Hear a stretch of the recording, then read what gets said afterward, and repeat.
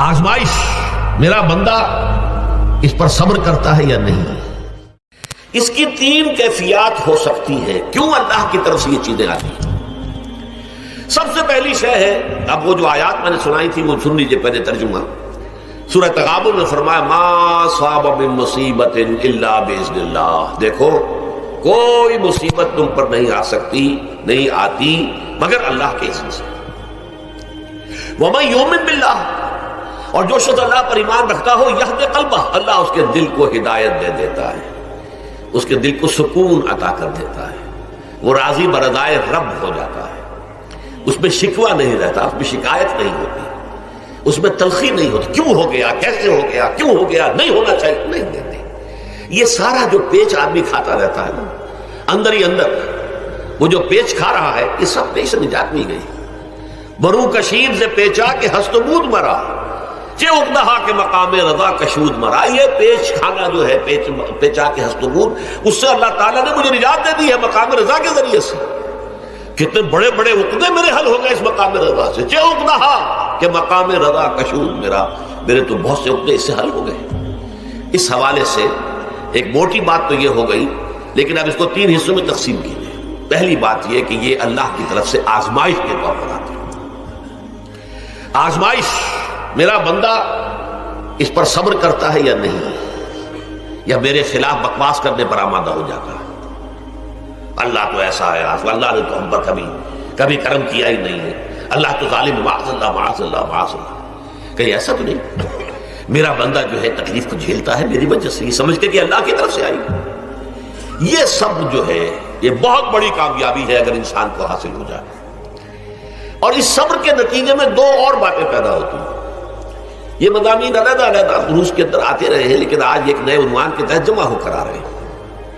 پہلی بات یہ ہوتی ہے کہ یہ امتحان کا نتیجہ کیا نکلتا ہے کہ آپ نے ایک امتحان پاس کیا تو آپ کے اگلے درجے میں ترقی ہو جاتی ہے. 5ویں کا امتحان پاس کر لیا نا تو 6ٹھی میں جائیں گے. اب 6ٹھی کا امتحان پاس کریں گے تو 7ویں میں جائیں گے، 7ویں کا پاس کریں گے تو 8ویں میں. درجہ بدرجہ انسان کی دینی، ایمانی اور روحانی ترقی کا ذریعہ یہ آزمائش ہوتی ہے.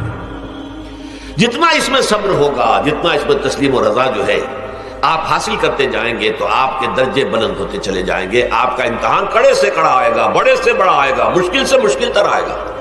ایک وقت میں MA کا امتحان بھی آپ کو دینا ہوگا. ایک وقت میں ہو سکتا ہے PhD کے لیے تھیسس آپ لکھیں، پھر اس کے اوپر جو ہے ٹیم بیٹھی ہوئی اور آپ سے وہ بحث کرے، جرا کرے آپ سے، وہ بھی کرنا ہوگا. لیکن یہ کہ اگر پرائمری ہی میں فیل ہو گئے تو اس کا سوال ہی پیدا نہیں ہوتا کہ کبھی آپ MA کا یا PhD کا تھیسس بھی لکھیں. اور اسی کو دوسرے انداز میں کہا گیا ہے قرآن مجید میں وَلِيُبْلِيَ الْمُؤْمِنِينَ مِنْهُ بَلَاءً حَسَنًا. اصل میں ابلا کہتے ہیں، بلا یبلو جو ہے عربی زبان میں آتا ہے آزمانا. خلق الموت والحیات لیبلوکم ایکم احسن عملا. یہی معنی ابتلا کے میں، ابتلا یبتلی آزمانا. ابلا یبلی جو آتا ہے باب افعال سے، اس میں آتا ہے کسی کو کسی تکلیف میں ڈال کر اس کو نکھارنا، کہ اس کا جوہر نکھر جائے، اس کے اندر جو خیر ہے وہ اور چمک جائے، لوگوں کو بھی معلوم ہو جائے کہ یہ شخص اس مقام کا اہل ہے، اس کے اندر یہ صلاحیت ہے، اس میں یہ قوت موجود ہے.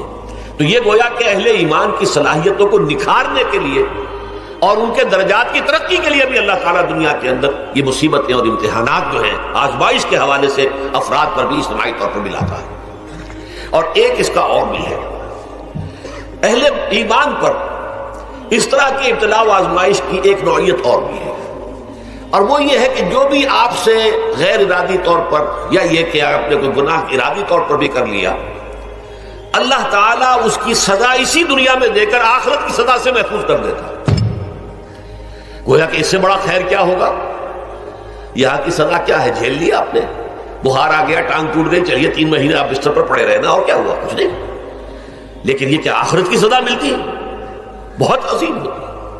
لہذا کفارہ بناتا ہے اللہ تعالیٰ گناہ، ان جو بھی گناہ ہو گئے ہیں، غلطیاں ہو گئی ہیں، ان کا کفارہ اللہ تعالیٰ بندہ مومن کے لیے. حضور کی ایک حدیث ہے، اس کا متن مجھے اس وقت یاد نہیں ہے، کہ مومن کا معاملہ عجیب ہے. اسے کوئی تکلیف پہنچتی ہے صبر کرتا ہے، اس کے گناہوں کا کفارہ بن جاتا ہے، اور اگر کوئی خوبی ملتی ہے تو اللہ تعالیٰ کا شکر ادا کرتا ہے، اس کے درجات بلند ہو جاتے ہیں. تو یہ معاملہ جو ہے اللہ تعالیٰ کی طرف سے بندہ مومن کے حق میں خیر، کہ در حقیقت اس کے ان گناہوں کی پاداش کہ جو اس نے یہاں کر لیے ہیں یہی دنیا میں دے کر دھو دیا جائے، پاک کر دیا جائے۔ جیسے آپ کو معلوم ہے دھوبی جو ہے کپڑے کو بھٹی میں چڑھاتا ہے، گرم پانی میں ڈالتا ہے کہ ڈالتا ہے تاکہ اس کا میل نکلے، اس کے آگے پٹکتا بھی ہے ذرا اس کو تاکہ وہ میل اچھی طرح چھٹ جائے اس سے۔ اسی طرح اگر دنیا میں ہمارے میل چھٹ جائیں، دنیا میں اگر ہمارے گناہ دھل جائیں تو یہ بڑے نفع کا سودا ہے، بڑے نفع کا سودا ہے، بڑے نفع کا سودا ہے۔ اس اعتبار سے آپ غور کیجئے کہ اگر یہ حقائق ہمارے سامنے رہے تو کیا کوئی تکلیف دنیا کی ہمیں بھاری محسوس ہوگی؟